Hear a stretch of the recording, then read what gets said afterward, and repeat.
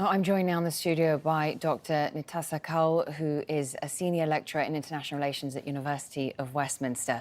And, of course, we're hearing there in Priyanka's report about the National Register of Citizens. This is a list of people who are able to prove their citizenship. Just explain to us, because this will be a very difficult, very worrying time for many people in Assam right now, what it means for those who find their names are not on this list. Well, it means that there's a deliberate creation of statelessness for the people who are the most vulnerable and marginalized. Because of the way in which this is happening, people who would not be able to prove that they have documents going back decades are more likely to be people who are the poorest, people who happen to be women. And the way in which this has also, the 1.9 million, a very large number of people who will now have been made stateless, they have a recourse to appeal within the next 120 days, and the tribunals have to settle everything in 6 months. And in the meantime, there will be children split from families. Just what you mentioned there, given the bureaucracy in the country, how likely is it that this is going to be settled straight away? They have 120 days to appeal or to try and establish their lineage, but presumably they're not going to be declared stateless straight away.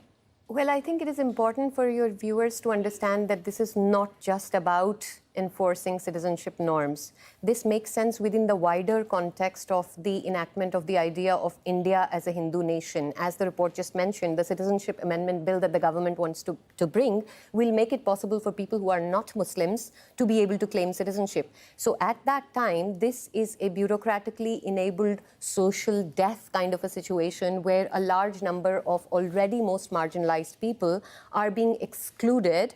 And it is also a tying up of the Hindutva, the idea of transforming India into a Hindu nation. It's a tying up of that project within the state of Assam, the anti-immigrant sentiment. So it's a tying up of these two ideologies for political profit for the right wing in India. And these people, there's no strategy to it. Prime Minister Narendra Modi has spearheaded this policy and this ideology. How much public support does he have in the country to do this? Well, India right now is going through a huge change where the values of secular democracy are under grave threat. And we have to also remember that the current Home Minister of India, Amit Shah, has previously this year referred to these people who are all classified. They think of them as basically illegal immigrants from Bangladesh. So that's how they're referred to. And he's referred to them as vermin and as termites. So this is a kind of dehumanization of an entire group of people based on their identity and to deny them the rights. And as you were saying, with the bureaucracy, it imposes an additional and possibly unmanageable burden on the state, on the people who are already very poor, and on the judiciary itself. The point of it is really to send out a signaling mechanism, like with what's happening in Kashmir. It's a signaling mechanism to intimidate people from marginalized backgrounds to say that we are going to do this because we can.